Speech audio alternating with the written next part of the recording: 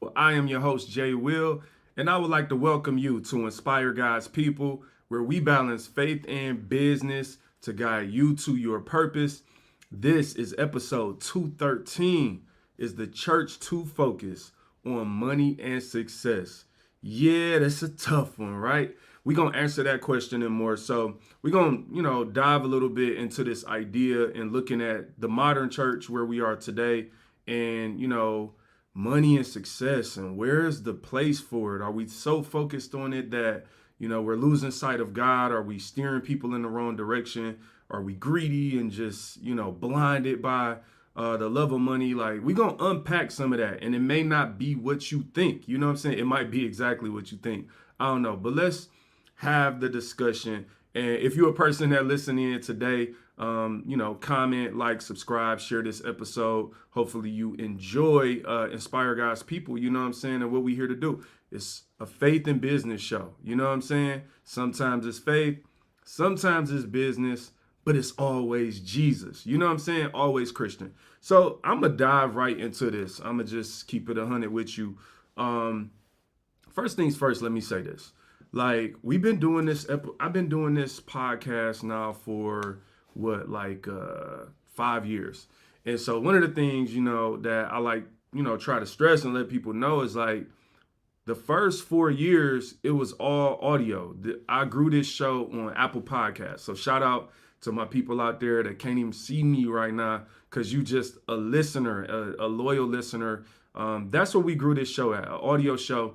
And it wasn't until like episode 165 or something like that that we did our first YouTube episode last year in 2022. And a year later, here we are at episode 213. Why do I say that? Because with this being a faith and business show, I really spent the first couple years focusing heavy on building and laying out the foundation of this show. I used to always tell people, go back and listen from episode one. Even if you're checking out the new episodes, because we laid a foundation so I don't have to continue to remind people like, yo, I'm a Christian. This show is about faith and business. And because there's so much emphasis on business, a lot of times includes finances. And I do think there's a healthy way to talk about money. I always talk about success. I work in corporate America. I've been growing a career and, climbing the corporate ladder for some years. So I love to share the things that I've learned through that process. But at the same time, I spent a couple years laying out the foundation of the show on audio. So sometimes I got to kind of revisit it and remind myself like, yo, since you've been on YouTube, those people missed like 160 episodes of content where we were talking about the Bible and laying out all these biblical principles as it relates to business and stuff. So this is one of those shows where I thought it would be a great idea just to tackle. I can talk, people. I promise I can talk. To tackle one of those topics that, quite frankly, a lot of people struggle with, a lot of people feel super triggered about on either side. And let me say this too. One of the reasons that even brought this to my mind was because I dropped a couple videos last week, and one of the videos I talked about the Andre 3000 thing. A lot of times, y'all know, I don't always like to talk about trending topics and things like that, mostly because I like, real dialogue. Like, I'm in this to actually discuss things and not necessarily overreact to everything people say, and to hear people and to disagree and to agree and to think. Like, I love to think. That's why I'm here. I'm not really here to try to say stuff to go viral or be super polarizing and like kind of fake or a character to get attention. It's just not who I am. But I do understand when you engage certain content or topics, whether that, you might get more people watching and talking and commenting than usual. So last week, I dropped a couple videos. I had like a 15-second video about why I'm not listening to Andre 3000's new Flute album. And it got close to 10,000 views and a lot of nasty comments. I posted another video about Andre 3000, which was like I think that was 6, 7 minutes, maybe 10 minutes or something like that. Just talking about like, yo, I really was just reading the article when my man was saying he turned into a panther and took these hallucinogens.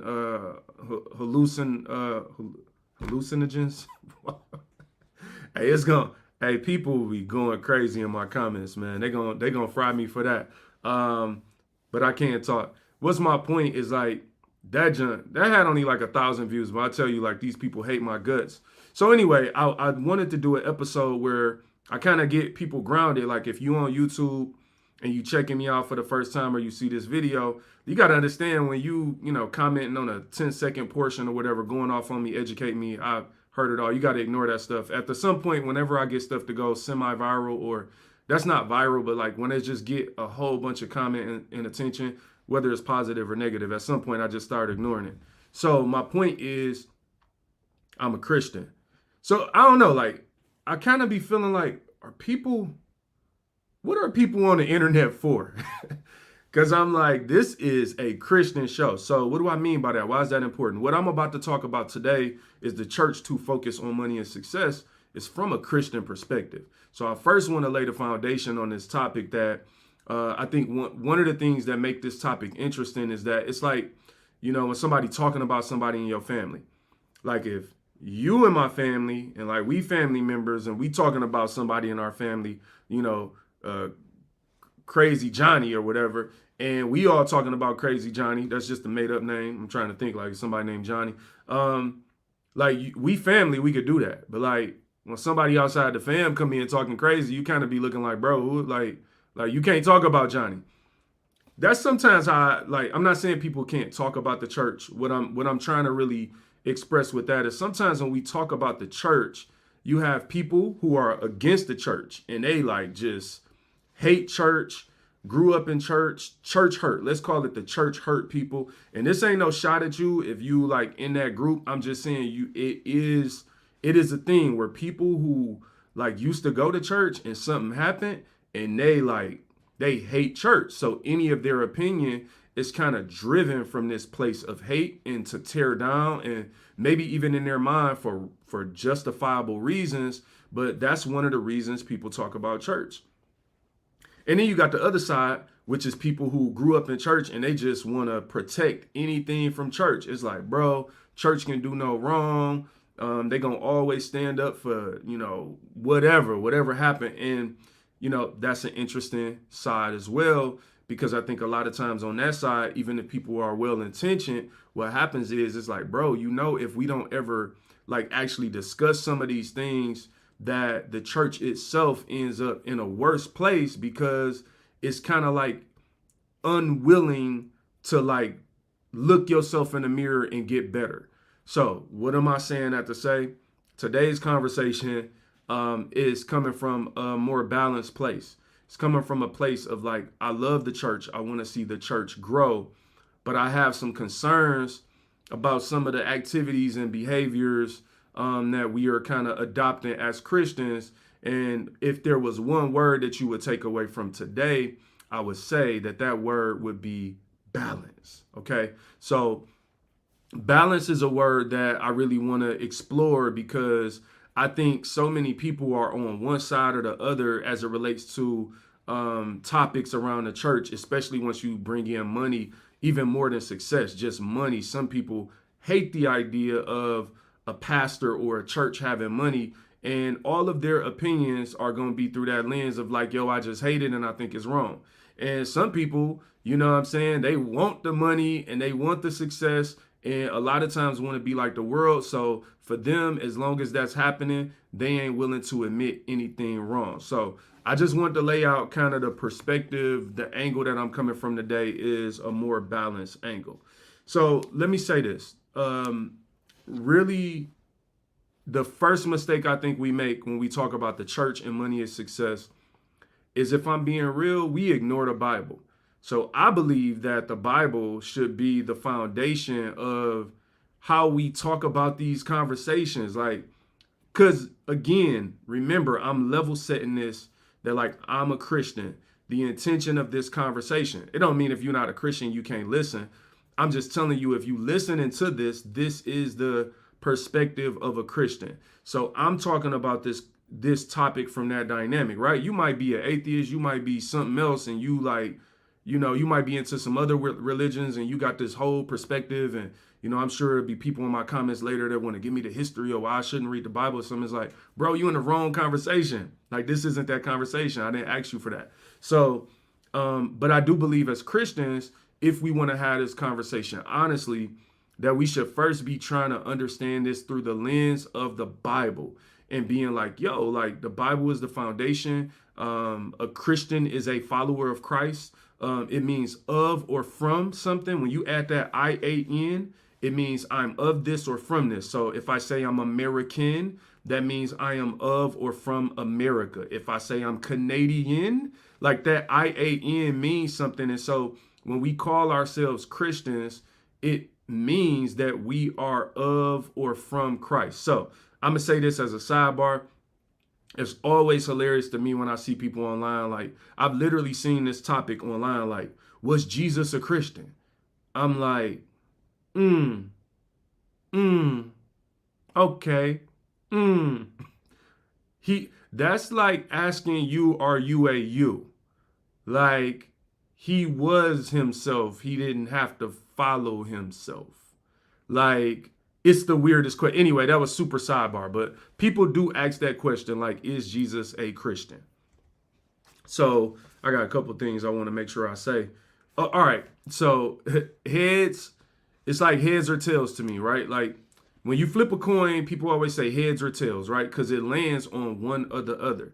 But if we took a quarter, you might call heads or tails and flip it one way and then say, "Ooh, there it is. It's tails because it landed on tails." But the reality of it is that quarter is not heads or tails. That quarter is heads and tails. And as a matter of fact, if that quarter doesn't have both, it's fake. What is my point? Success or money isn't good or bad. It's good and bad. So when we ask this question, is the church too focused on money and success? I think the first thing, regardless of what side of this topic you stand on, like if you just on the side that you ready to defend why it's okay and we should, or you ready to defend why, oh, that's horrible, this pastor driving a nice car, this church is raising money, then first you need to maybe be real with yourself about the fact of like, can we actually say that money is either good or bad? That success is either good or bad? Because a lot of people try to make the argument from either of those stances. And it's almost like you're putting yourself in a position where if I want to make money good, I could throw out a bunch of scripture. If I want to make money bad, I could throw out a bunch of scripture. No different than what people do with the word of God, with the New and the Old Testament. But the word of God isn't the New or the Old Testament. It's the New and the Old Testament and how they come together to work as one. And so I believe when we look at money and success and ask ourselves this question of like, is the church too focused on it? First, we have to understand that the topics that we're engaging, these things aren't good or bad. They are good and bad. So I have to think about money from the standpoint of like, yo, let me think of some of the good things about money. And then let me be real with myself and think about some of the negativity or downsides of money, right? Especially as we talk about through the lens, of the Bible, of church, right? So let's see, money. Ooh. All right, now we're gonna get into the topic, right? I had a couple notes because I wanted to make sure that I talked about this stuff. Malloy, what up, bro? Interesting to hear about. Okay, I got you. Yeah, let's do that, right? So we're gonna start with the money part. It and somewhat they go hand in hand, right? But when you think about money, right, as an example, I think one of the things that we got to be real about in the church is, and again, remember, this conversation is to further the church. Like, I'm not attacking the church right now. This ain't about being messy. This ain't about being petty or talking bad about people. I'm really trying to share some game with people so that we can find ourselves in a position where we want to see each other grow. Appreciate you, Malloy. Bishop, thank you, sir. Appreciate you sharing, man. All right, so the first thing about money, when we ask ourselves, is the church too focused on money and success? I wanna tell you something that I've always thought about sitting in church and observing, and I'm an observant person, so this isn't about me like sitting in church and judging everything. I observe everywhere I go. I observe at work. I observe if I was on a bus, if I'm traveling, whatever, I'm always observing. So when I observe the whole concept of money in church, there's this one thing that I find very interesting, right? It's a very interesting dynamic, and it's the God factor. So for me, when I see people in church talk about money, we marry it with God. And I think that's a little dangerous. I understand why people do it, but I think it's dangerous, and I'm gonna tell you why. And again, I'm not even trying to say I'm right about this, so I'm open to hear, like, share your comments, share your thoughts, right? As long as you could be respectful, and I like these people cussing me out on this Andre 3000 video. Like, share your thoughts. I'm open to hearing and talking through it, but I'm gonna share my thoughts and some of my opinions. The God factor is interesting to me because I believe it could be manipulative, and I'm gonna tell you why.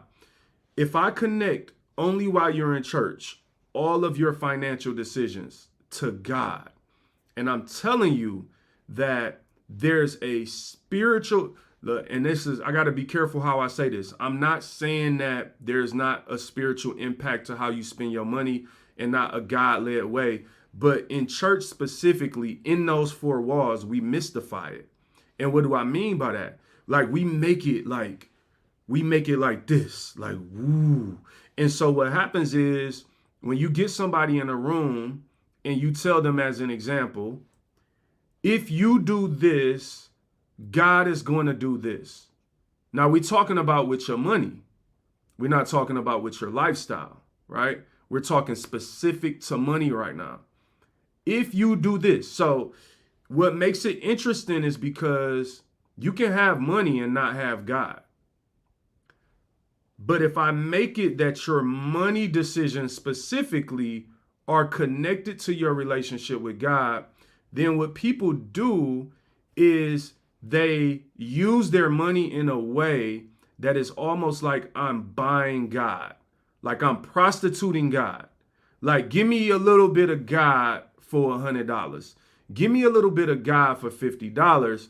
And we're minimizing God and putting him in a box when Jesus himself said, give unto Caesar what is Caesar's, give unto me what is mine. And, you know, I don't want to throw scriptures around because like I said earlier, you could throw different scriptures and I don't like to argue with scripture in that way.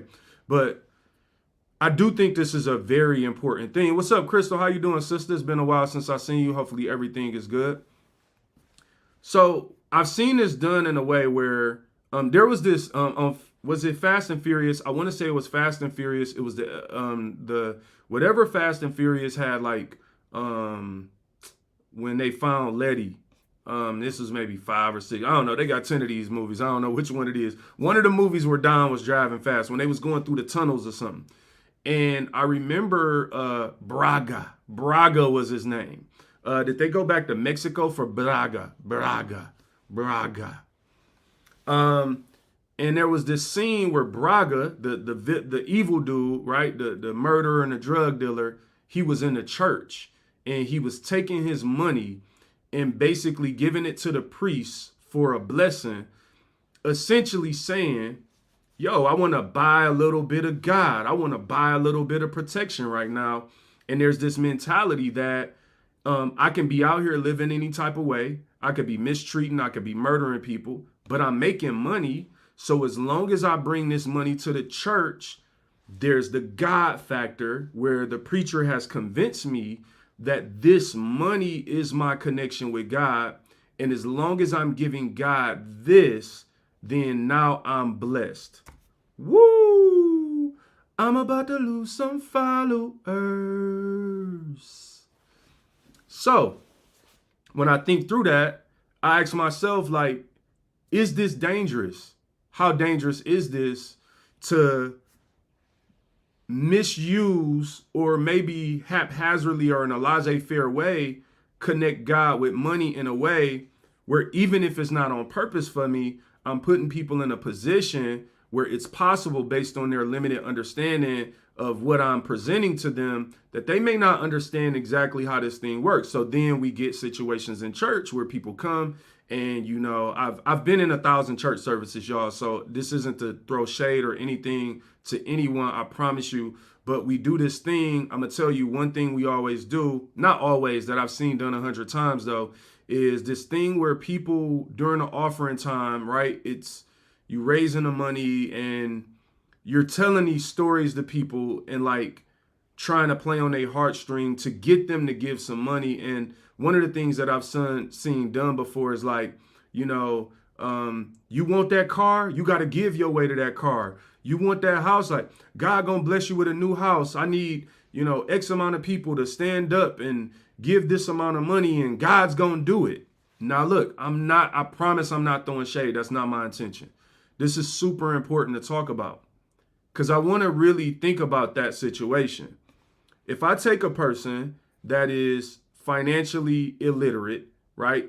Like they are not educated as it relates to finances and money. They don't maybe have good credit. Again, this isn't to shade anybody. I've been in this situation. This is a real life example. If I take this person and I simply tell them, hey, stand up in the church and give $100 and God is going to bless you with some material thing, I'm really limiting and minimizing the real impact of this entire experience with God. That person isn't even prepared to receive the blessing that I'm promising them. What am I saying? You telling them they're going to get a Benz. This person doesn't regularly go get oil changes on their Honda. Hello. Honda oil changes $35. Benz oil change $300, $350, $400. It gets up there, people. What am I saying?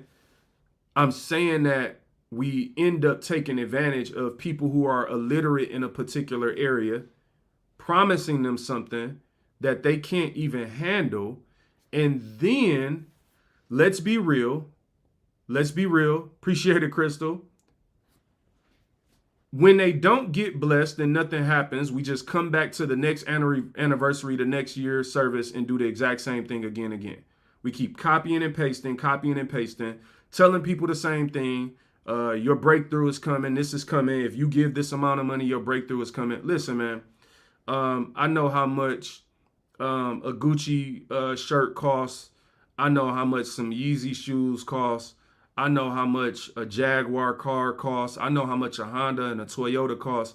But like, you can't put no price on no blessing from God. I said it, buddy.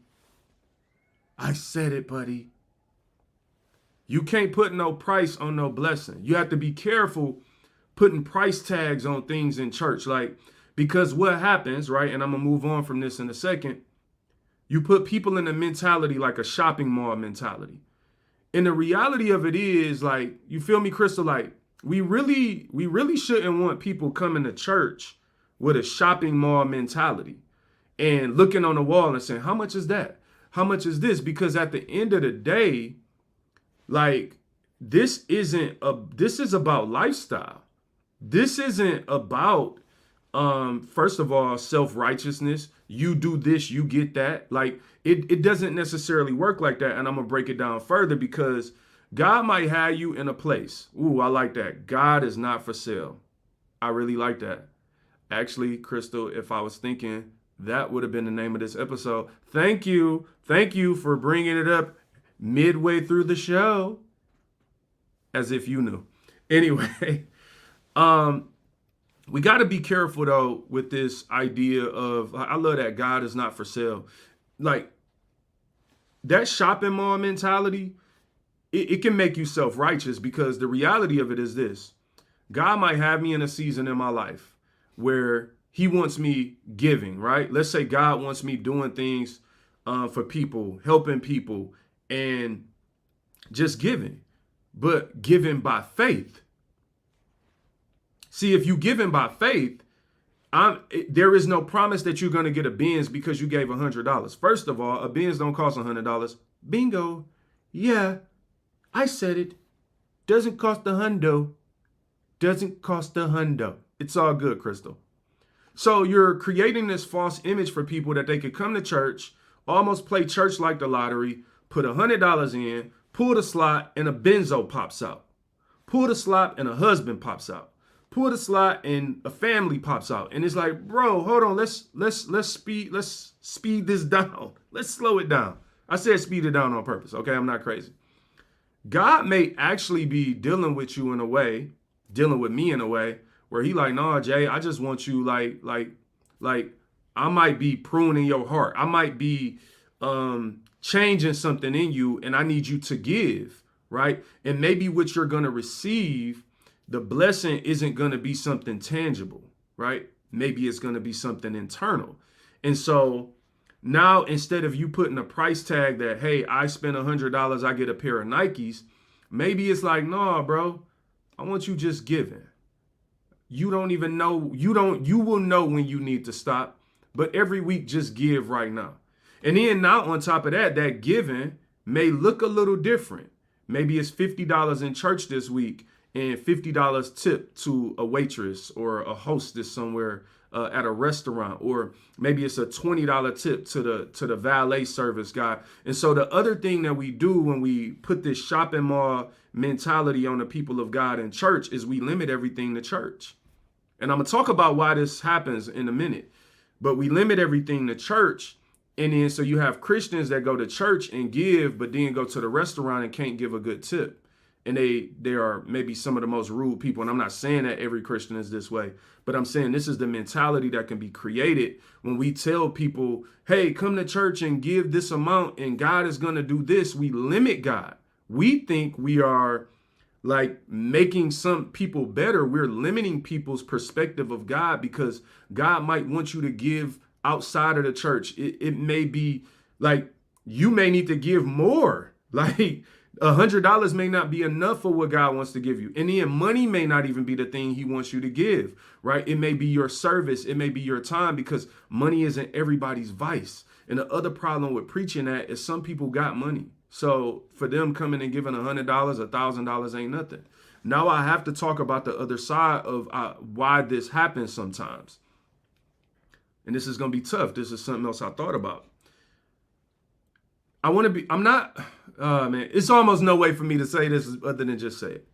I think one of the reasons that so many churches find themselves in compromising spots for asking for money, not all churches, because some churches got millions and they still getting people. But sometimes it's because you started a church before you even had your foundation together personally in your life. And so you started a church and you need money.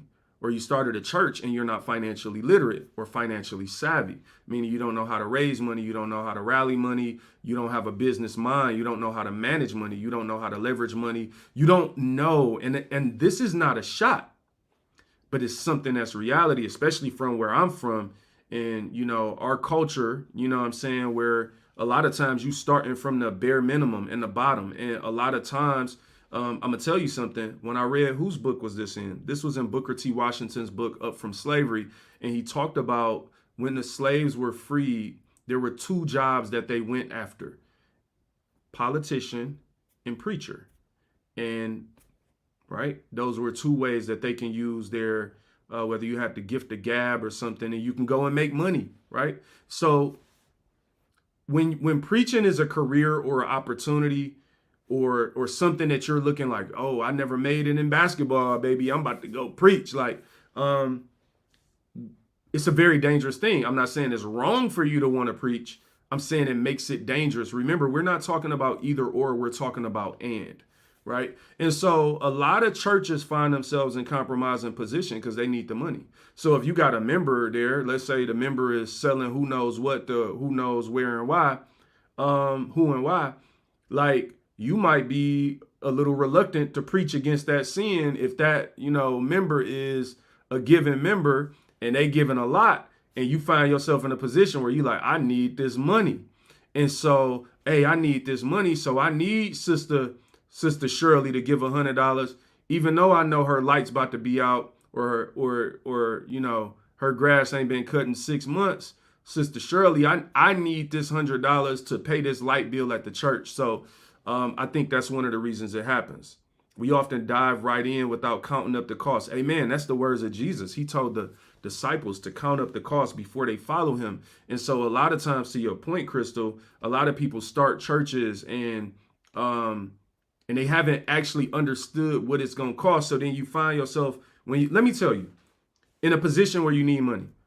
One of the most compromising positions and situations you could be in life is a situation to need money. Because in any area of life, man, it puts a lot of pressure on people when they need money or when you love money, right? Loving money is really bad, right? Because you may not even need it and love it, but needing money is a tough space to be. People have done all type of horrible things in life and compromised their own values and belief systems for money because it is a stressful area to be in life. So I want to give you a couple tips. As I'm talking about this, it's not just to be negative, and I'm going to get to some of the positive sides as well. My belief is that this is why it's valuable to learn about money and become financially literate. Because if you take time and learn about money, right? Let's say you're a pastor and you learn for your own life about money and you learn how to manage it in your own life.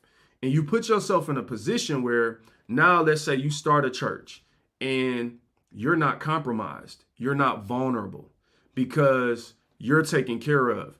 You are, and let me say this, I'm not saying you have to be well off to start a church. That's not what I'm saying. I'm talking about your mindset and literacy and understanding and being structured and founded in a way that you can take something and invest in it and grow it, right? In a way that you actually know how to steward the money even that you receive from the people. The thing is, if you find yourself in that position where you're not vulnerable or compromised because you have structure and foundation financially, now you are not at the mercy of the givers. Because what a lot of people do is they use their money as like, well, they get mad, I ain't giving this, all right? And again, when you're in a position you need money, it's a very compromising thing. Let's talk about this last thing that's maybe negative, and then I'll get into some positives about money. For the church side, at least. This is a very tough one, y'all. Very tough one. One of the problems with the church with money is that too many times the money flows to the top. Now, what do I mean by that? I mean that if I go to your church and I've been at your church 20 years and I've been broke for 20 years, but the church is thriving. The church just remodeled. The church did this. You got this, right? Whatever. The problem is if that is never flowing to me, but for years I'm giving, then I believe there's a missed opportunity on the church side to actually educate the people about money. So what do I mean about this? I think there's value in teaching people about money to make them literate versus trying to coerce or persuade people to give money. I'm going to be very clear. We spend more time in church trying to persuade people to give money versus teach people about money because I think we're afraid that if they learn about money, that they won't give it to us. There's a weird dynamic there. That's just a thought. I'm not saying that's the case. I'm just saying there's something that I've seen where it seems like the focus is more persuasive than educating. And I'm going to tell you the value of education. People give their money to things they believe in. If the church focused more on being financially literate and promoting education and financial literacy to the members, and I know some churches do it. I've sat at churches on panels multiple times this year talking about financials, career, growth, all that stuff. Remember, I want to see the church grow. I'm not talking negatively about the church to beat the church down. This is about a self-development because I am part of the church. So this is a self-development opportunity for us all and how we talk about these things. And this is why I go to churches and I will sit on a panel and talk about these type of things because I think when you teach people about something and they're educated, now they can make an educated decision, right? Now, think about this. If you are a part of my fellowship, my community, my church, and you have money and you have money and we've taught each other how to have money, and maybe it ain't about the amount of money that you got, but you're a good steward of your money. Remember the parable of the talents in Matthew 25, verses 14 through 30 is really about this stewardship idea with money. So one of the mistakes we make with money is we focus on the amount versus the stewardship. So it should be more about what you do with your money versus do you have more money than me? But again, money is a polarizing topic and people tend to focus on the amount versus how you're managing it, right? So I'm a believer that it's about being a good steward of your money. But if we're part of this community and we all start being good stewards of our money, then the community grows. The church will grow. You can't be afraid to teach people the truth, to feel like if they know the truth, now I can no longer manipulate them and just make them give money because they're scared. All right, now let's talk about the other side. So that was for the side of like, remember, money is good and bad. That was really some of the challenges that I believe the church faces as far as money, and maybe some of the areas that we focus too much on money and things. But let me talk about the other side of it. On the other side of it, I also think people are just way tougher on the church than they are on other areas in life, other businesses and everything. Here's what I'm going to say. Everybody raises money. Yep, I said it. Yep, I said it. Let me tell you something. I almost never go anywhere in life where money isn't being raised. Think about it. Everybody. I work in corporate America. You know what I'm saying? Again, at a Fortune, let's call it a Fortune 100 company. It's somewhere in the 50s or 60s or something, but let's call it a Fortune 100 company. I've been here for years, growing my career. I go to all type of corporate events, traveling for different partners and major businesses that, you know, I don't name. I'm not speaking on behalf of anybody or anything like that. I'm just speaking generally. Everywhere I go, they're raising money. There's always a charity. And a lot of times, if I'm being real, it always reminds me of church. There's a guy or a girl on stage, some executive or some representative from the board or whatever, and they stand on a stage and they tell you a story about their charity and why it's important and all these things, right? And then they ask you for money. Now, there are some differences than church because a lot of times at a lot of these charitable organizations, there's sometimes a direct benefit. So we talked about the God factor earlier, like, hey, if you give this amount of money, you will get a Benz, you will get this. Well, at a lot of corporate events, different businesses, donate trips or experience. Let's call them like excursions, right? So it will be like, hey, if you give this amount of money, then you will end up with a trip, to Mexico or something like that, right? Those are the type of things that happen in the business world. Think about something like the Walk for Cancer. Cancer walks. People pay registration fees and buy t-shirts, right? That's because they believe in it. People spend money everywhere. People raise money everywhere. So I think one of the things that we do unfairly is we make it seem like the church is doing something different than everybody else. Everybody. Matter of fact, I see people post happy birthday to themselves on Facebook and put their Cash App tag. They're raising money. Everybody is always raising money. People have GoFundMe's. When a business goes from private to public and go into the stock market, the stock exchange, that is them raising capital, right? If you are an angel investor before they go private, that is them raising money. Everybody, everywhere is always raising money. So this is why I actually believe we need to do a better job of educating people about money in church versus mystifying it, because I think the education will allow us to have not just financial literacy, but biblical literacy. Because when we have biblical literacy, now we are less driven by our emotions. So the big gap here is that in church, we walk in this building and money becomes emotional versus practical. It becomes emotional versus something that we're educated on. And a lot of times on the bad side, those emotions are manipulated, sometimes by bad actors and things like that. But then on the other side, it's like, bro, like some people being emotional about judging it because it's like, yeah, like we are raising money, everybody, all the time. So that's that. You feel me? Biblical literacy all day long. Now let's talk about success, right? I want to talk about success. Well, before I do that, let me say something else about the idea of money in church. Um, when I say you give to what you believe in, let's make it that simple. Again, people go on a walk for cancer because somebody in their family passed. I understand this is not a shot at that. People give to all types of charities. I go to the retail stores and they ask me, do you want to round up for charity? Right? Everybody is always raising money. Be fair to the church. The question is more so, do you believe in this church?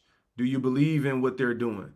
I do think church, there's an opportunity to be more authentic and transparent about where the money goes and how it's utilized. And this takes you to have some character in it and not that manipulative, authoritative leadership. That leadership that says, just listen to me because I said it because I'm the man of God. I really think we are hurting ourselves by mystifying everything, right? By kind of playing on people's emotions and making them afraid. He's the man of God. He said this. And I'm not saying this to disrespect. I'm not saying this to say that there is no power in what the leader is saying. But I'm saying there is a proper way to lead and there's a manipulative way to lead. And I do believe that a lot of times unknowingly, pastors are using manipulative forms of leadership versus things that are not intended to kind of take advantage of your emotions, right? To deal with you respectfully. Now, I'm saying this from the perspective, I want to give a little insight. I'm saying this from the perspective of like, I am a leader as well. I'm a leader in the corporate world, and anytime that people have worked for me, they get treated with respect, transparency. I try to be as genuine as possible. I don't really care about the hierarchy. So me being your boss is not something that I need to wake up every day and wave over your head like, I'm your boss, so this is right. And that's what we do in church. It's like, I'm the leader. The leader said this. We turn a leader into this mystical creature that can do and say no wrong. And it really sets a lot of leaders up for failure when they do make mistakes. That's why people come down on them so hard, because it's like, bro, like, well, you made it seem like you was walking on water. Whereas if you lead with respect and really true leadership, it's not about manipulating people or bossing the people around. It's really about caring about people and really serving them in a way, but it makes them better. And as a leader, you realize, well, when that person is better and I'm truly invested in them, then I'm better. And what I'm leading is better when they're better. I don't need to manipulate them. I wouldn't want my boss to do that to me. Just wake up every day saying, I'm your boss, right? It'd be like, all right, I get it, bro. You my boss. Like, I get it. But you don't have to remind me of that every second. That's not the sign of a good leader. So I do think there's also some value in the church for us to really step back and think about what it means to be a leader. And in some ways, like, demystify some of this stuff. And I'm being honest. Like, the Bible is full of principles, literal principles. The Bible says it rains on the just as well as the unjust, right? Like there are things in the word of God that you can do that are principle driven, that don't take me scaring you right now. And like, it gotta be lightning and thunder for it to be true. Church is the only place where people go and they look for the room to shake for something to be true. You go to stuff all the time and hear people convincing you. You go to the dealership and they convince you to buy a car and the room didn't shake, but everything in church is like we waiting on smoke to come out and creating this whole weird thing. Literally everything you need is in the Bible. I could not agree more. So let's talk about success, right? Is the church focusing too much on money and success, right? I'm going to wrap it up at the end and give kind of a blanket answer. What else did I write down? I want to make sure I ain't missed nothing. Yep. Get it. Yeah. Ooh, success. So one of the problems with success is that, all right, and so here's what I'm talking about when I say success. We live in success culture, right? This show is about faith and business. And if you're just jumping on, I kind of say it in the intro, but I did 160 some episodes on audio before I ever showed my face on a video to do something on YouTube. And we had already laid the foundation in maybe 100 of those episodes, right? But I feel necessary, like now that I'm in this still new to the YouTube and video world of doing my podcast, that like I take some time to like establish the fact that like, we are very much about Christ and God driven here. And I believe in the foundation of the Bible. So when we think about success, one of the challenges of success in church and focusing too much on success is that it gives people the idea that success is equivalent to godliness. So I think that's the first question we have to ask ourselves. Do we believe that success automatically makes you godly? There's a reason that I'm breaking this down this way, because what I've noticed is that the introduction of social media and us being brands as individuals and having these pages and profiles is that people have started giving more authority to people who have more followers or bigger brands. And so what success is like, I only have right now 1,100 subscribers on YouTube. So that's not that successful.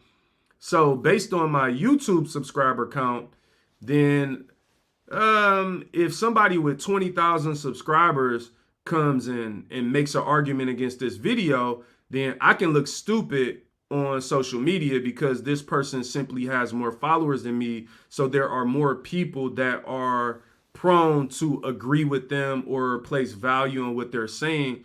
And so we live in this world where things are changing to where the lines are being blurred. And we haven't even stopped to think about half of this stuff, by the way. We haven't even thought about the fact that this didn't exist 15 years ago. 15 years ago, nobody had a page. You weren't a brand, right? Nobody, and when I was in high school and college, nobody was saying, how many followers do you have? And then that's now validating you being cool or not cool. Like, no, bro, it was based on real life, who you were. And I'm not saying that was like some authentic form of judging in high school. It's still childish. But my point is, we now live in a world where success to a lot of people means you're right. And I think it's important for the church to be mindful of the light that we shine on success in the way we manage and maneuver the world of success. Whereas, yes, 100% it is okay for people to be successful. I would like to think that I've grown to be more successful in my own life to whatever extent that means, versus the old me, not versus anyone else. There are levels to success.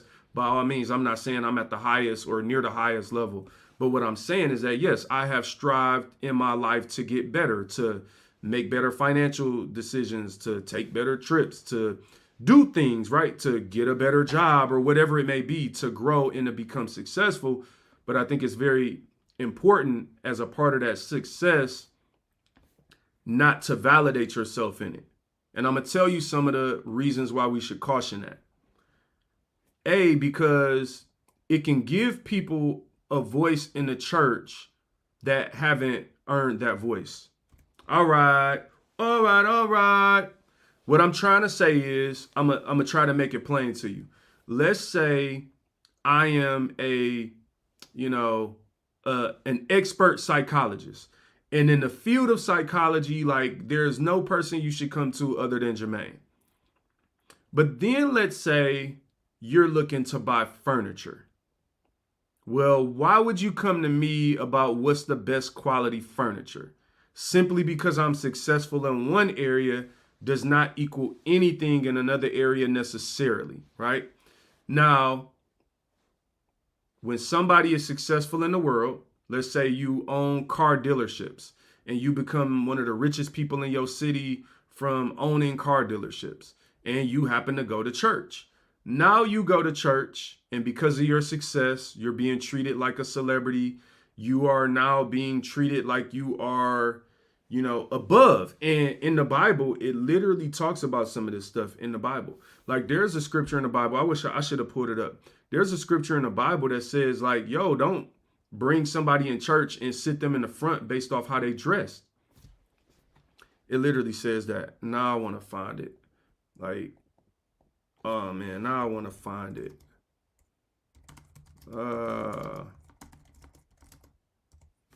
Okay. I'm about to find it, y'all. Give me 2 seconds. Okay, I think Luke 14:7. Let's see. Let's go to Bible. I'm about to share my screen. Let's go to Luke chapter 14. This be the kind of stuff when it happened on the fly, man. I just have to do it.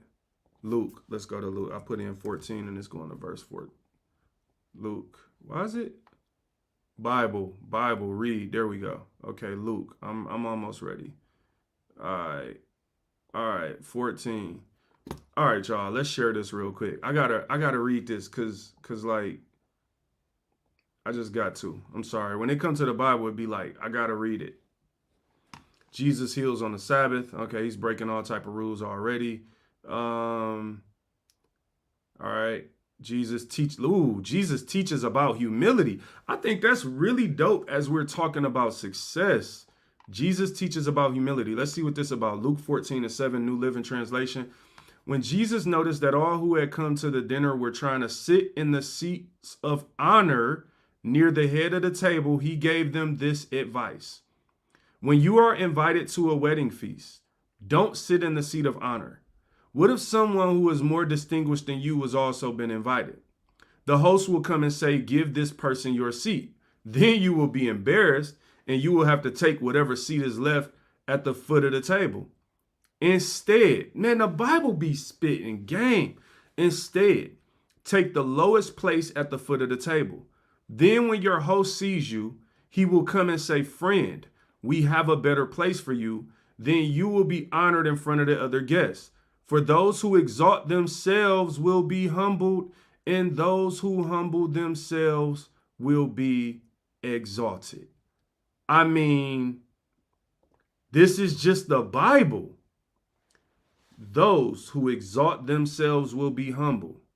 That means if you walk around and you always talking about your success and my success make me better than you and ... It's like, okay, keep on doing that and you're going to get humbled in front of everybody. But if you learn a little bit of modesty, a little bit of humility, and just allow things to happen, then you will be exalted in the proper time, according to God's will. So what does that mean as it relates to success? It means that I think as the church, we got to be careful shining that light of success over everyone without teaching people how to navigate it. So as an example, Jermaine, just because you have a podcast doesn't mean that you can come to my church and stun on everybody and you automatically write about everything. No, it doesn't. No, if you're educated in the area, that means you have credibility. But 10,000 followers on Instagram doesn't just mean you're credible to talk to people about growing their credit score. And you have a 350 credit score and never bought anything or grew your credit. So what am I saying is that just because you're an expert in one area, you make good videos, it doesn't make you smart in everything. And I see this all the time in the comment section, especially on YouTube. YouTube is different. Like I get a lot of comments from people, and I honestly, sometimes I could tell, I'm like, my man don't know what he's talking about. He's not educated. Like, it just is what it is. And it don't mean I know everything. It just means that sometimes you could tell. Success. Here's where I want to wrap this up. Success is not wrong. Money is not bad. You need money to pay the bills. You need money to buy the building. You need money to grow the church. I think there's value in teaching people the right way to manage and be stewards of their money. And you can do that when you don't need their money. See, I think one of the tricks is like steward your own life and get yourself to the point where it's not life or death if people do or don't give you money, right? If you have a church, put yourself in a position, Lord willing, where maybe you can afford it. And it's not, the lights ain't going to go off if everybody don't pay the light bill and you don't have to do these stories about convincing them why they should give. But you could just teach them about giving the right way. And I believe that when we do things like that, God will bless us, right? But I think sometimes when I just think we got to be careful not to manipulate people. And I'm going to say this with money. money in particular, it's a manipulating tool. Not just in church, but people in families, at home. Like, you could do this anywhere. People manipulate when it comes to money. And a lot of times it's because a person doesn't have money and they don't even know they're doing it. But, what do I mean by that manipulation in particular?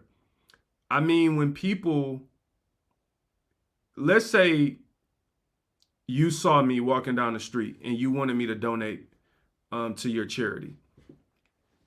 And maybe you knew me. And you knew if I just ask him and I tell him what the charity is, he's not going to do it. But what can make him do it is if I make up this story and tell him this story about, how somebody in my family, this happened and ... That's when you start playing on people's emotions to get money out of them. And I think that's when money gets tricky. And success is almost a little different in the sense that, we want successful people in our churches and things like that. And I'm not saying nothing is wrong with that. But I think the thing about success is you got to be careful how you flaunt it. You got to be careful how you treat it. You got to be careful not to put successful, ungodly people at the forefront of church. Ooh, that's a stinger. What do I mean by that? I mean that just because I'm successful, let's say I grew up in the church and I used to sing in the church, but then I went on to be a great R&B singer. We know there's no chance of that. But I went to be this great R&B singer. I got a Grammy, and then, all I do is sing about sex and sleeping around. But then I come back to the church, and y'all know me, so y'all love me, and y'all should. But then it's like, pastor want me to get up and say words, and everybody screaming or whatever. It's like, whoa, buddy, just because he's successful and has a Grammy does not mean you should give him the mic when he comes to church, because they're not screaming for God. They're screaming for him. And I think that's a very tricky thing, because a lot of times when someone goes out into the world and gets success, we automatically want to put them on a pedestal, even if they don't have biblical literacy or they're not even living a life in the example of the word. Sometimes these people can be straying your members away from the church. They're the reason that your members might be in the club every week is because you keep putting this person in front of them who's really contradicting everything that you're preaching about, right? You feel me, Crystal? So look, man, I really hope I'll wrap it up this way. Like I started to a couple minutes ago. Success and money aren't bad. I think we should want to be successful. We should have ambition. I think, we should want to grow money and grow our money and be good stewards of money is the best way I think I can put it. But I think we have to understand that those things are good and bad. What do I mean? When something is good and bad, it's kind of like you have to learn how to limit it, right? Like, it's okay if I don't even want to use some example, but if you eat a certain meal today, it might be good, but you don't want to eat it every day. Then it becomes nasty. Like, all right, I'm tired of this, right? Things can be good and they can be bad. And so you have to learn how to manage that when it's good and bad. So with my success, it might be like, yo, I want to be successful. I want to grow my career. I don't want to be poor for the rest of my life. But I have limitations, meaning on the flip side, I'm not willing to do anything for money. Or if people approach me with financial offers for things that go against my values and my standards and my belief system, then I'm not going to accept them things. So you see how you have to balance it out? Like, yes, I want to grow or I want to do something, but I don't want to do it by any means necessary. And I think when we talk about things in this either or way, that people will come at you like, yeah, see, I'm going to give you an example. I made the video about Andre 3000, right? And why I wasn't personally going to listen to his music. I also said in that video, like, I'm not telling you what to do. I'm telling you what I'm doing. And it was a guy, and I could tell he must be a Christian based on the tone of his comment. Now, most people who was going off on me weren't Christians. They was going off on me. Cool. There was this Christian guy that went off, and he literally, he said a lot of things to me that was interesting. It was two long messages, comments, but he was like, couple of the things he said, people like you are the reason that we can't get young people to come to Christ because, you too. I don't want to mix up the comment, but it was like he basically created in his mind off of this 30-second video, he created this whole world where I was this person that wasn't in tune with young people in the church. And, we could never grow a church or get young people in because of people like me. And this was because I don't want to listen to an Andre 3000 song where he took some hallucinogens and said he turned into a panther. I think that's interesting. Well, here's the thing. Andre 3000 is successful. And so when people are successful, the church has now adopted this same mindset as the church, where somehow it means that you're right or that what you're doing is good because it led to some success. And it's like, nah, bro, I just don't believe that. I don't mean success is good by any means necessary. I believe a lot of people can do bad things and become successful, and that doesn't mean that I should go and model myself after it, right? But we now live in this world where people just emotionally just say whatever and like believe whatever in a way too. So my thing is the church too focused on success and money? I think so. And the reason I think so is not because success and money is bad. It's not that I don't think we should be focused on success and money at all. I think we haven't done our due diligence in making sure we explain it properly. And I think part of that is because people are drunk off their own success. Success is like a drug. You have to be very careful with it, because when you get success, you can start thinking too highly of yourself. You can start feeling like you are above people. And I think a lot of people do that just from clips I see and podcasts and things where success can make people very arrogant in their approach. And what I mean by arrogant is not willing to hear the other side. A lot of times when I see people arguing about certain things, Christians I'm talking about online, and, let's say a guy goes on a podcast and he like, all right, this is one of the things I've seen. I'm trying to think of some examples.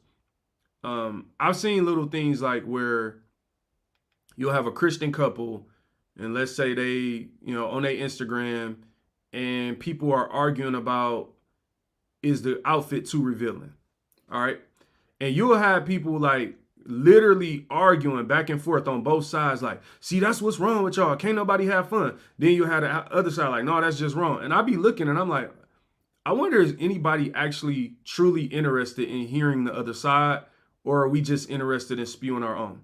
So let's unpack that real quick since we brought that up. And now I'm talking about how do I say, this isn't necessarily about success and money, but it is like a result of success and money and how we think through it. So if you take a picture, so let's say, all right, I'm gonna use something real. Like I was just on vacation. Me and my wife went, we went to a couple places. I didn't even, it don't matter where we went. We went to a couple little islands or whatever. And, you take pictures, you at the beach, like we got pictures, right? To me, let's say if we posted a picture, now I'm half naked on the internet. Put some clothes on, bro. But let's say we post this picture. Let's say I post a picture, I'm at the beach. And then it creates this big uproar because I got 2,000 followers or something. And everybody, I'm famous with 2,000 followers. That's what everybody think now. You famous because you got 2,000 followers. People weird. And people going crazy. For me, if I'm a true believer and I'm a leader, I might actually, in my maturity, I should be able to hear like, all right, wait a minute. So I posted this picture. And I'm half naked on the internet, Now, first of all, if the picture went up that you was feeling good about yourself. Good and well when you put the half naked joint on the internet, that ain't had nothing to do with God, fam. That was all flesh. No different than when you take the picture in front of your new house and you say, I want to praise God for blessing me with this 5,000 square foot mansion. It's like, do you want to praise God or do you want to show me the mansion? Or when you take a picture in front of your new Mercedes Benz at the dealership and say, Thank you, Jeff, for being my salesperson for this new AMG package $100,000 Benzo with the tinted windows. It's like, did you want to praise God and thank Jeff? Or did you just want me to know that you had the $100,000 Benzo with the tinted window?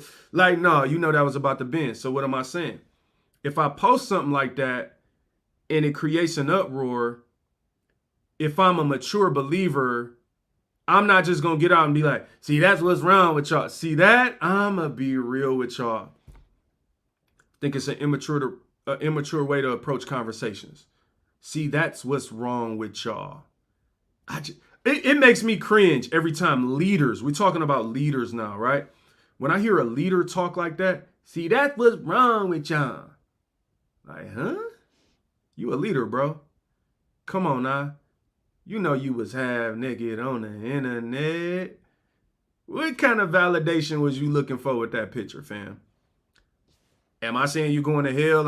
No, I get, okay, you and your girl was at the beach. Okay, that's cool. But when you picked that one and you put, like, you uploaded that to the gram, like, you knew what it was going to do. And so my thing is, like, if that happens, it's not just about are they right or wrong. Sometimes it's about the conversation that needs to take place about what happened. So if you a leader, it might be like, yo, right now, you just created, like, you a leader, but you just created a scenario where now people are coming to your church and you now are attracting groupies. So, like, and you ain't just attracting groupies because you just look good naturally and you can't control it. You're now attracting groupies because you're putting out groupie traps, right? Like, it's like you attracting it because you put out the honey, you attract the bees. That's what I'm trying to say. Like, you just pour honey all over the outside of the church, and now the bees are swarming in, and so now you finding yourself in a position where you saying that's what's wrong with y'all. But I would look at myself and be like, Jay, you knew good and well when you posted the half naked on the internet. You know you thought you was looking right. So you know what that was going to do, right? And then now that it's doing what it was going to do, you can't flip in and be mad at the people for the Bible talks about not being a stumbling block. Bro, you put a rock in front of her, she tripped, and now you like, that's what's wrong with you. It's like, come on, y'all. I don't think it's just mature to put things out, especially when you're a leader. It's thousands or millions of people following you. You got to consider it all, because that's what makes you a leader, right? To whom much is given, much is required. So you might not be able to post the half naked on the internet. Or if you slipped up and did it, you might have to look in the mirror and be like, you know what? I could have saved that one. We made a couple people trip. We got a couple new groupies in the quad. You know what it is. See, people don't want to be real. My thing is, let's just be real. You know why you posted it, right? So don't blame them. And then you get, everybody is so much wanting to just argue everything that they're not having honest conversations about some of this stuff. Because if you're leading a church, you shouldn't be worried about being, a sex symbol, right? And I know sex sells, and these are the things, right? When you start talking about success and that hunger and desire for success starts making you do a bunch of weird stuff. You feel me? Maisha, is it Maisha? Maisha or Maisha? Sorry. Thank you. Appreciate you. Sorry for reading your name wrong. I apologize. But, we find ourselves in this situation as the church where, my plea to the church is this. If you a church leader watching this, my plea is let's be willing to look in the mirror, not just out the window. And understand that as a leader, you have to be willing to self-assess.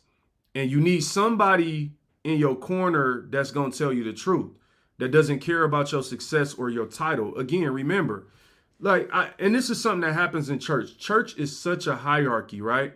Like, I'm not a pastor, right?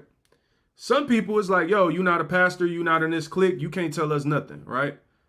It's like, all right, that's cool, bro. But I'm just telling you, I'm a leader though. Like I'm a leader in this other world in business. I'm a leader. And like in this world, I know what a good and a bad leader looks like. So I think sometimes people get so caught up in the four walls of church. Like you don't know me, you don't know what I'm doing. So you think I'm not valuable or my opinion is invaluable because I am not something, I'm not a king in this world. Like it's like, well, that's cool. And I think sometimes the church becomes too much of a hierarchy where nobody can get through to the people at the top. So I'm gonna give you this example. This happens in corporate America all the time, right? Let's be willing to look in the mirror, not just out the window. Amen. This happens in corporate America all the time. So I'm gonna give you a real life example. So, I have like, look, in the last, I think in the last, since 2020, man, I had this, I had this belief and this mindset in 2020, like, don't leave the pandemic empty handed. And then in 2021, I was led off of this mindset of take your own advice. So my whole mindset was take your own advice, do the things that you're talking about, whatever. And God opened a lot of doors and blessed. And I just publicly, give God glory and thank him. I've been blessed, man, the last few years. Like this is like, I just got a new role. This is maybe my fourth role since 2020. And since 2020, I've done 4 roles. This is the fourth one. Yes, my fourth role since 2020. We're about to be in 2024. And, like I said, I've been growing my career for years, but God has blessed me in the corporate world to continue to take on more responsibility, to continue to take on more leadership and things like that and really grow my career. And I'm thankful for that. And so in that world, I have a lot of experience that I'm continuing to gain. I'm not saying by all means, I'm not like whatever, I'm still growing. But one of the things that happens is when I was leading this team in 2021. It was a national team that I was leading. Our job was based on business development. So we were building partnerships with large companies across the country, right? And we had about a $10 million, $10.6 million goal that we were going after. We finished at 12 million. So thank God. Above 12 million. And so we over delivered on our goal. But one of the things like that happens in corporate America is like your team takes surveys like about you, anonymous surveys, right? So you get these annual anonymous surveys about your team, and it allows, there's obviously the rankings from 1 to 5 or 1 to 10, whatever, about all these questions. But then there's sections where people, if they want, they can leave comments. And what I like about that is that you get honest and open feedback. Even if you don't want to say it's honest or you can't control how honest someone is, you get direct feedback. One of the things that does is it holds you accountable. Now, it could be a good thing for you. Like in my situation in 2021, I was really thankful because I won't even say what people said, but people were using the same words. And that really resonated with me, that multiple people were using the same words to describe me and my leadership and why they liked working for me and things like that. And that meant a lot. But it could also be helpful for you to see your blind spots. If you're getting a certain rating or people saying certain things about you, it can help you see where you need to grow. And we don't have that in church. And I think that's a miss. Because what that represents a lot of times is a lack of accountability. It means you out here leading, but can't nobody say nothing to you because this title. In corporate America, it doesn't matter what your title is, you get feedback. I find the feedback to be valuable. I've literally gotten feedback this year in the last 4 months that changed. I don't want to be so deep and say changed my life, but it changed my career in short term. It gave me new perspective. I was able to implement some feedback that some people gave me at a fairly high level and have a direct impact and see direct results. And so I'm saying that to say, when people give feedback about a pastor or a church, first we need a respectable way to do it, because the problem is people just all over the place. And when people are mad or emotional, they say and do anything. So we need a real way to do it where it could create some real feedback and give real results, right? That doesn't exist that I know of. No, I've never been to a church where they have a survey about their leadership. And I'm not saying just because I haven't seen it, it doesn't happen. I'm sure it's out there somewhere. But I think what that would do is create more healthy feedback for the leaders, which will allow them to grow in their leadership versus just focus on the title. And I'm not saying all churches do that. But lastly, as the church, we got to be the church. What do I mean by that? Church is one of the most divisive places in the world because of all of our different denominations and beliefs. And now with social media, everybody has a voice just to say whatever, and it can have no value. If it gets attention, people think it's true. And so I think as the church, though, we have to be mindful of how we treat each other. We got to be mindful of the part we play in the bigger picture. And I think if the leadership and the body of Christ can work together, that there can be this successful approach to church. There is good success. That term is mentioned in the book of Joshua. Good success. That's what we want. We don't just want success. We want good success. We don't just want money, meaning we don't I'm not impressed by amounts or he got money, she got money, and we all just sway by that. No, what you do to get that? That should mean something. What did you do to get your money? Can you even explain it to me? Or did you do some type of scamming and scheming, lying and dreaming? No, all right, I'm sorry. My point at the end of the day is I think we have to be more willing to communicate respectfully and professionally and in a mature way, and also receive feedback. And that's on all ends. We are not all right. I'm just not right about everything. There's something I said in this video today that I might change my mind on, or maybe you might feel different in the comments and I might have to hear you out. But this whole idea that just because you're on the internet that you're right, or just because you talking loud that you're right, you could be screaming and be lying like a demon. It doesn't matter. And that's the world we live in now, where people think because they screaming and hollering that they're correct. And it's that's not the case. If you're mature, then you'll hear feedback and you'll grow.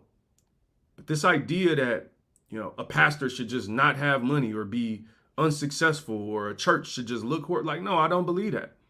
I believe that there is room for a church to be successful and a pastor to be successful. But I think how you get that success matters. And I think as a leader, you want to see your people grow. So passing that success along should matter. It's like a basketball player or a team. Are you better because you play with me? They say LeBron James makes people better. Do you make people better as a leader? They should be better because they following you. And if they not, then it's a reflection of you, not just them. And then as it relates to that money, man, we got to get to the point where I don't know, money is not, I'm not scared to talk about money. It's such a weird topic because everybody gets so out of source. I guess for me, it's I've been broke before. I know what that feel like. I done had, a little bit of couple crumbs, and I know what that feels like. And it's once you put money in its place, it doesn't have to rule you, right? Thing about it is, it's harder to manipulate people who are educated. So you're not really going to manipulate me.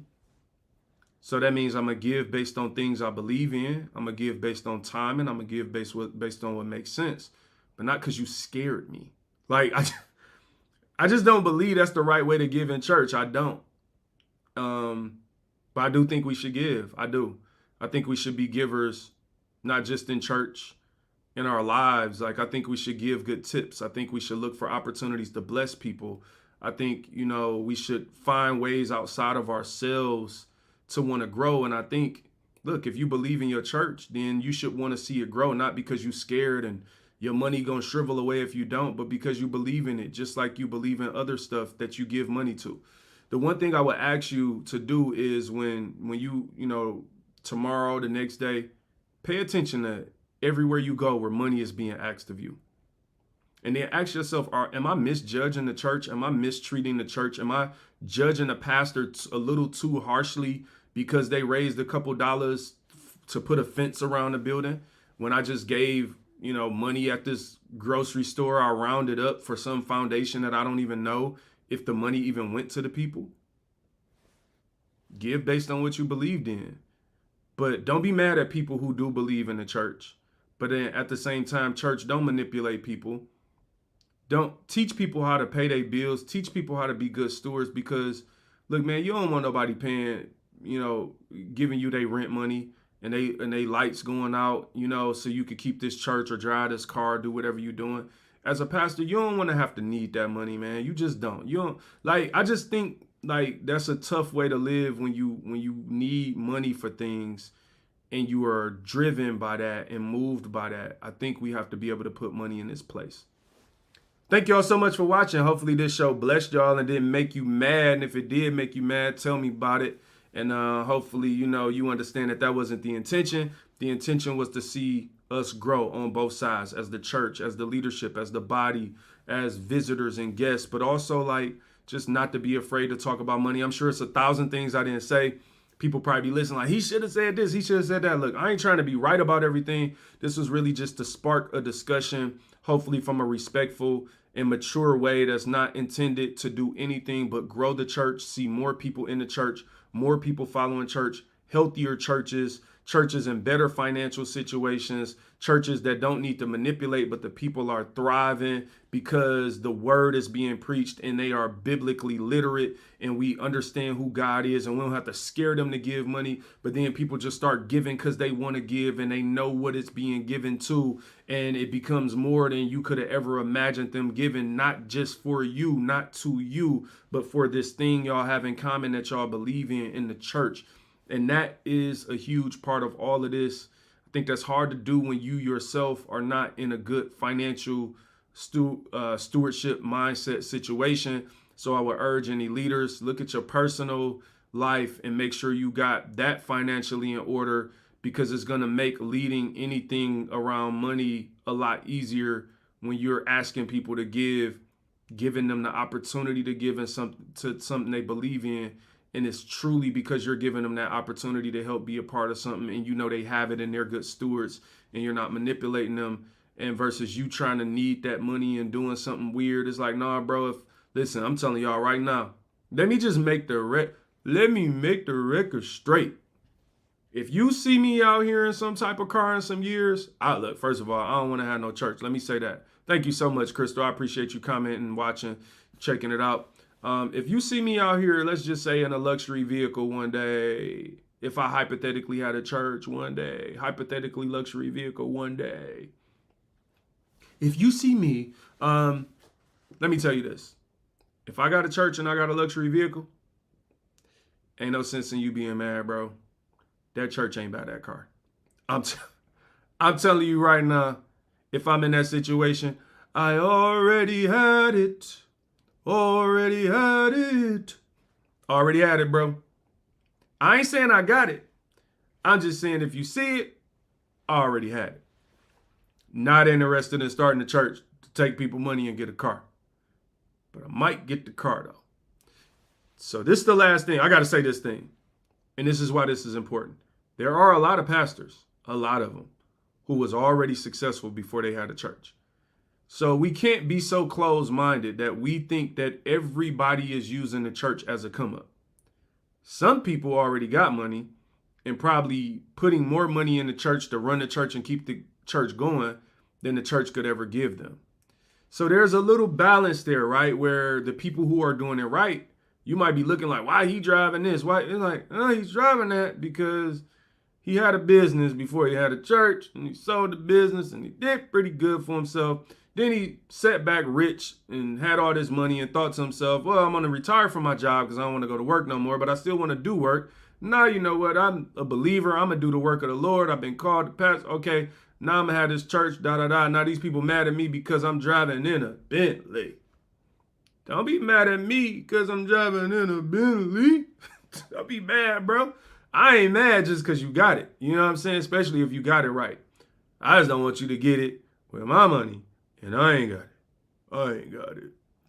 Listen, I love y'all. God bless y'all. Thank y'all so much, man.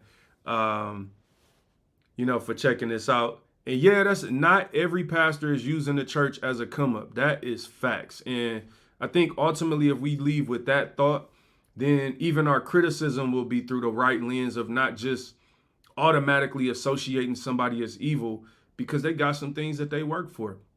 Like I said, I don't want to be no pastor. That ain't my thing. That ain't my call. I'm good on that. But I'm telling you right now, if you see me with it while I'm in it, already had it, fam. I'm telling you right now. You got to ask yourself, if you became a pastor, you want to look, just because you a pastor, you can't drive. I can't drive in a Porsche, dog. What? You wildin'. You are wild if you think that. And only people who think that is people who ain't a pastor themselves. Because if you was a pastor, that's like telling me if I become a pastor, I can't have fried chicken no more. Y'all know I like chicken and watermelon. I don't really like watermelon like that. It's cool. I'm joking. Y'all know I like chicken though. Come on, bro. You not going to tell me because I'm a pastor I can't get the good chicken? Fried hard though with the lemon pepper. Shake it on it. Shake that pepper on it. Give me that lemon pepper. Think because I'm a pastor, I ain't eating no lemon pepper chicken. Like, you don't become a pastor and then now you have to you can't have nothing good. That's wild to me too.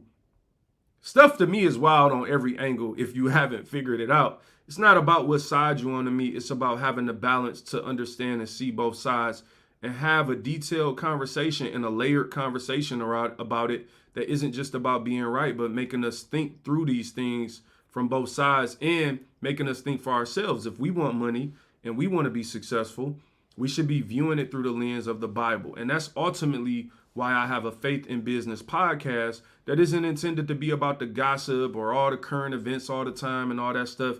And I know that's the stuff that gets the likes and the views, not the likes, but the views. Because like I said, the videos I posted last week, like, okay, people still watching it. I'm tired of the video because I'm tired of all the negative comments. But that's what that drama and stuff pulls up. But a video like this, videos that I do about the word or success and from a godly success perspective, they don't get a lot of views and stuff yet because a lot of people, if it ain't just juicy negative or something polarizing, people don't want to talk about it. But for me, I'm more about the balance, fam. I'm more about like, yo, I'm trying to grow. So I got to look in the mirror, just not out the window. It's about direction is more important than speed. So I got to like move in the right direction before I just try to move fast everywhere. And success will make you think you got to go everywhere fast versus just going in the right direction, going through the right process with God, trusting, believing, growing step by step, inch by inch. And as you grow, you look up, you might not even realize like, dang, I grew. It's a lot of times I have to sit back and reflect. I can talk, people. I can talk. Sometimes I have to sit back and reflect and be like, oh man, like I grew. 4 years ago, I was doing this. 3 years ago, I was doing this. And I don't do that all the time, but that's how incremental growth happens in our lives. It's not just always like a straight shot to the top. You know what I'm saying? Sometimes you got to be willing to go through the process, man. So I appreciate y'all watching. Hopefully you share this show, like, comment, subscribe. If you're not a subscriber on YouTube, please search Inspire God's People and be my 1,111th subscriber. Before I started today's episode, I had 1,110. Will you be 111? I'm a raise a subscriber offering right now. Will you subscribe to this show? Can I manipulate you and tell you a sad story to make you go to Inspire God's People on YouTube and hit the subscribe button? Will there be one? It's in the room. I need some music. Hold on. I need some music or something like. I need some churchy music though. I can't have like no rap music. That's my problem. I got these rap beats and stuff. I need some churchy music. It's in the room. It's in the room. It's in the room. It's in the room. Will you subscribe? Thank y'all so much for watching today's show. Y'all have an amazing, amazing, amazing day, man.